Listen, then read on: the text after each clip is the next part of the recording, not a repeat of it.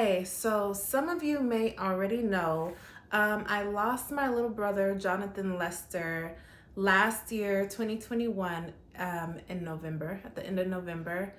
And not everybody knows the full story. I haven't actually told anybody the full story. So today I want to share it with you because I am still trying to figure out what happened to my little brother. I'm the oldest of 10 siblings. We're all just trying to figure out what happened to Jonathan Lester. So in November of 2021, my brother Jonathan Lester got into a dispute with his wife, and his wife ended up calling the cops. When she called the cops came, they arrested my brother. I believe he was arrested on a Saturday evening, and by Monday morning, he had passed away. My brother was being held at the West Valley Detention Center in California, in San Bernardino County. And the report says that my brother was in his cell and he was found unresponsive. They took him to the hospital and he was dead. On the report, it said that my brother passed away with high levels of potassium in his system. I'm not exactly sure what that means. Maybe he was dehydrated while he was in there. But that's not all to the story. We're going to start from the beginning of when everything was going on. So we're going to start from the beginning of when my brother got married to his wife. So my brother was friends with this girl, and they had been in an on and off relationship for a little while. They ended up having one child together, and then they cut it off for a little while. Then she came back around and she was pregnant. And so while she was pregnant, she told my brother that he would not be able to be a part of his kid's life unless he married her. So my brother, trying to do the right thing, went down to Las Vegas. Since they live right next to Las Vegas, they lived in Barstow. So they went to Las Vegas, they got married. Now, the relationship that they had was very, very toxic. There had been separate occasions where one of my siblings would have to restrain the wife, my brother's wife, from hitting him because she would just start hitting him. She would get mad at him a lot. She always thought that he was cheating on her. My brother was very handsome. He had a beautiful smile. He was funny. He was happy. And for some reason, that just didn't sit right with her. And so she would always yell at him, even in front of family. She would start hitting him. And it was so bad to the point where people would have to restrain her. They had been married for less than a year. They didn't even make it one whole year before my brother ended up passing away. Now, my brother, so like I said, I'm the oldest of 10. I have another brother who has a business in LA. He has a cleaning company where he goes into commercial properties, and he has a cleaning crew, and they will come and clean the commercial properties after construction, or just at the end of the day come and clean up. So my brother moved from Barstow to come to LA to work with my other brother. Now at this time, my brother was finally done with his wife.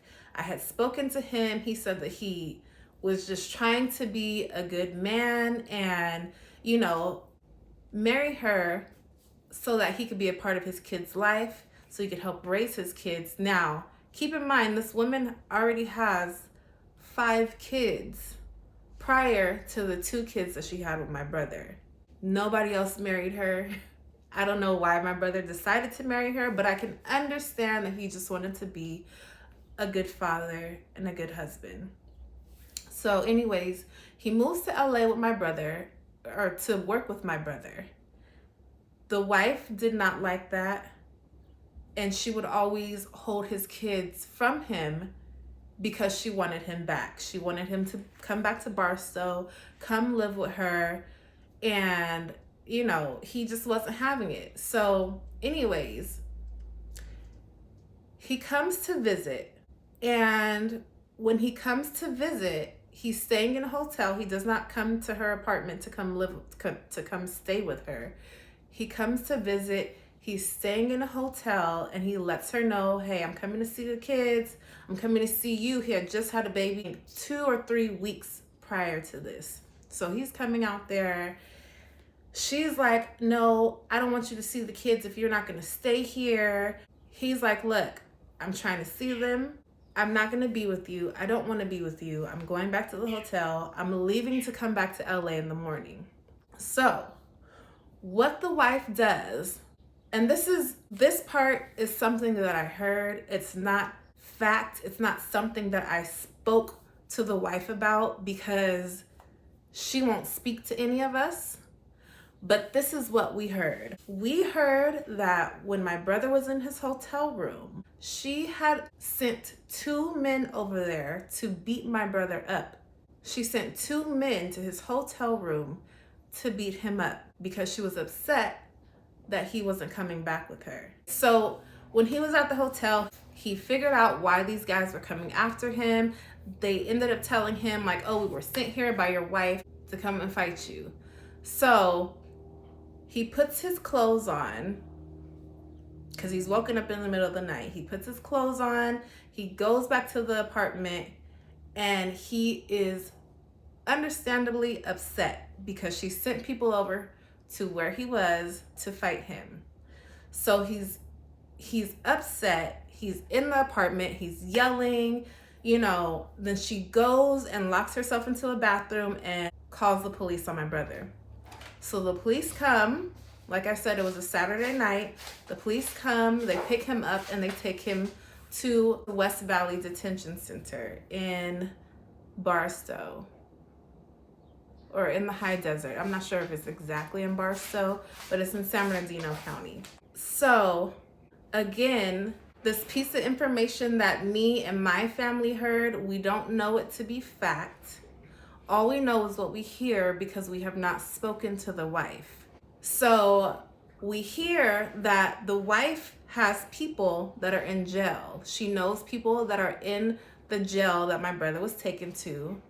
And she tells these people that she wants my brother taken care of. I don't know this to be fact, but this is what we've heard. So like I said, my brother goes in on a Saturday. He was restrained in a chair and he was left alone.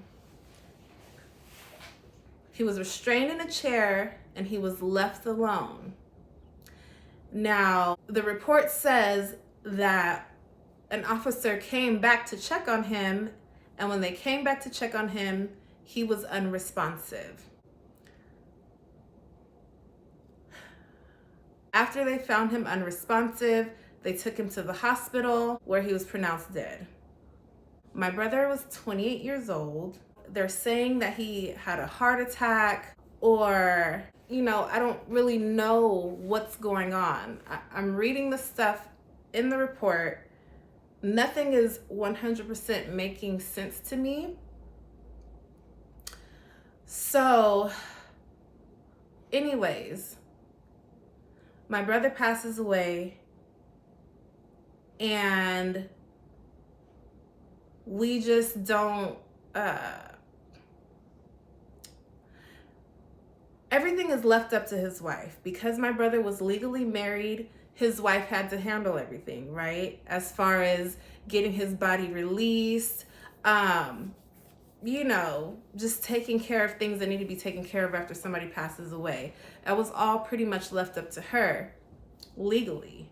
So me being the oldest and all my siblings, we all reached out to her to say, okay, look, something is not adding up.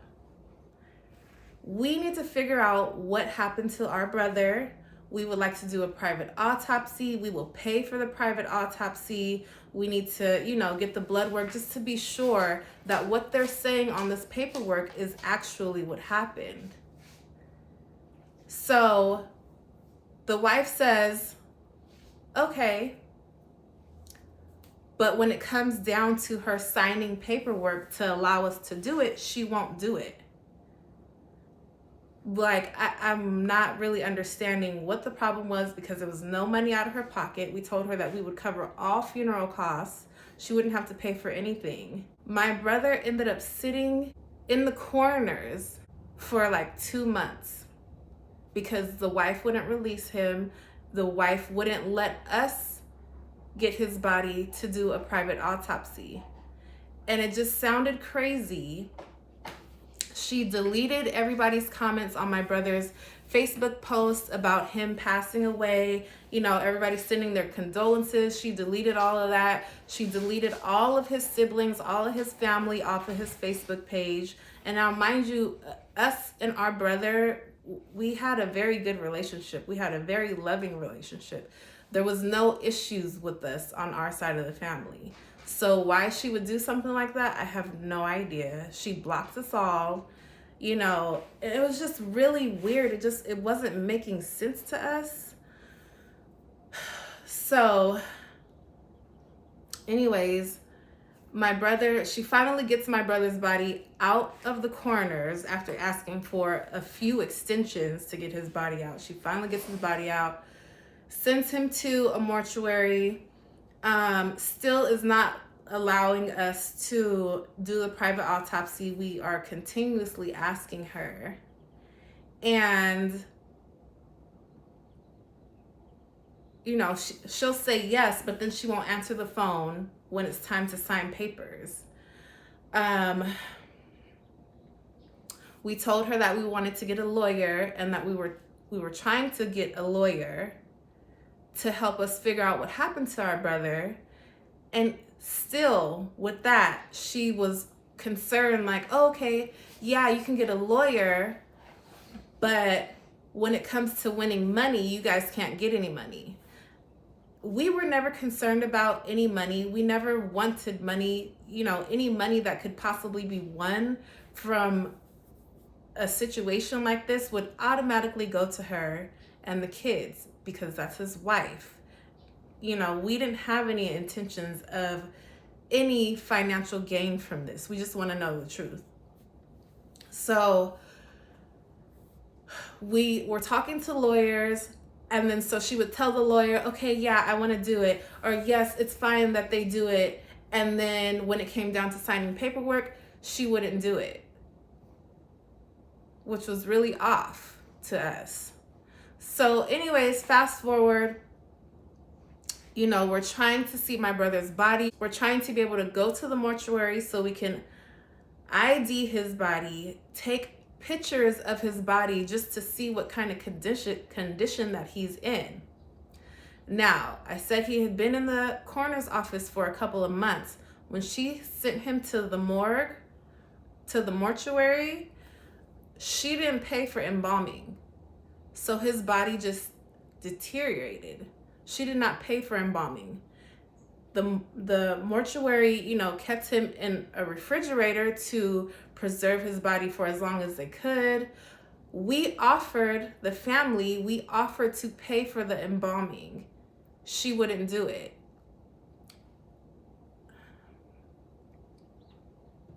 Eventually, I was able to get the mortician to talk to me, because I told him the story. I told him what we were going through.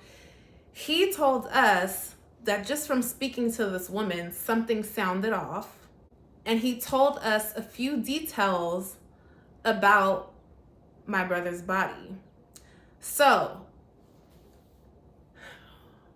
we're talking about marks on his body. Now, when you do an autopsy, they usually do an incision right here all the way down, or they do the Y incision and down. My brother has cuts on his body, like deep cuts on his body, on his arms, like to the bone, on his arms, on the back of his thigh, going up the back of his thigh, on his wrist.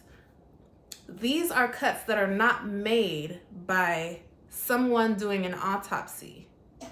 So how did these cuts get there?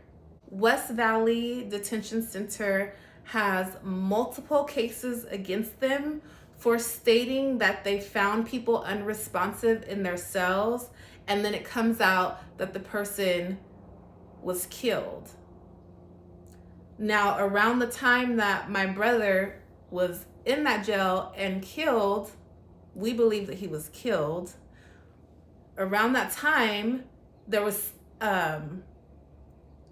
protests going on because another young man, I forget how old he was, I think he was 23 or between 23 and 26, but another young man was in that jail, and the report said the same thing. Oh, we came to check on him in his cell and he was found unresponsive. But when the family got his body and did their own private investigation, this is where we even got the idea to do the private autopsy, because we were up there protesting with them and talking to them, and they said, you need to get your own private autopsy.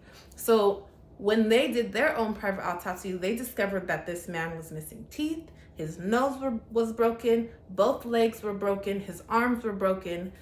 Now, I don't know how you just walk into a cell and say that you found them unresponsive, but his whole body is broken up.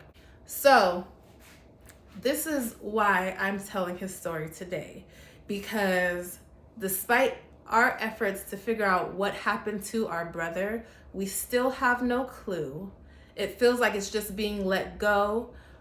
The wife, she said that she opened a case, but we haven't heard anything about it. We don't know what's going on. But what we did hear was that she knew some gang members on the inside who had a lot of pull, who then came and sliced up our brother while he was in the cell, strapped to that chair. This is what we feel is what happened to our little brother. And because they have so much power over the police just had to let it happen. So we don't necessarily think that the police was involved as far as they killed our brother, but we do think that they do know what happened to him, and they had to turn their back because whoever was in there has so much pull. At this point, we don't know what to do. I have contacted mediums to see if they could give us some guidance on how he passed away. We've talked to lawyers, and they say like, oh, you know, unless his wife signs on it, we can't do anything. I'm making this video because I need to know, as his siblings and as his blood family, do we have any rights as to finding out what happened to our brother? I have no idea what happened to him. I have no idea who to talk to. And it seems like anytime we talk to a lawyer, we hit a brick wall because the wife puts a stop to it. For whatever reason, she will not let us find out what happened to our brother. So if you have any information in which direction that I can go, I would greatly appreciate it. Leave a comment below. And just talk to me. Let me know what I need to do, because I'm really confused. I don't know what to do. It's been almost a year. It's September right now. He passed away in October of 2021. He passed away in November of 2021. November 22nd, I believe. So let me know. I just wanted to share this story with you guys because not only so that you can know what happened, but so that you can give me some insight and kind of help me and my siblings navigate what to do next as far as it goes to finding out what happened to our brother. That's all we want. We don't want any money. We don't want anything except for to know what happened to him, because he's gone.